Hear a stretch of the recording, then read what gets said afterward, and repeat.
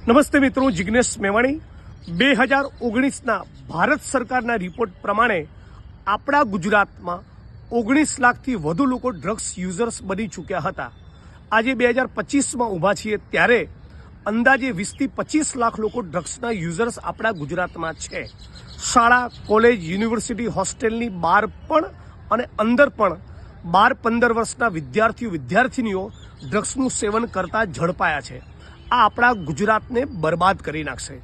આની સામે આખા ગુજરાતના યુવાનો જાગૃત થાય, લડવા માટે કમર કસે, મારી સાથે જોડાય।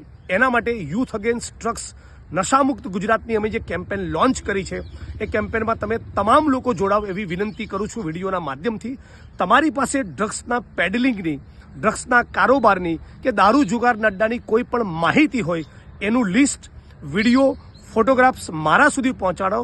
હું રાજ્યની સરકાર ઉપર પ્રેશર કરી એ બધી તમારા વિસ્તારમાંથી દૂર થાય એના માટેનો પ્રયત્ન કરીશું। સાથે મળીને આપણે બધા લડીએ અને આપણા ગુજરાતને બરબાદ થતું બચાવીએ।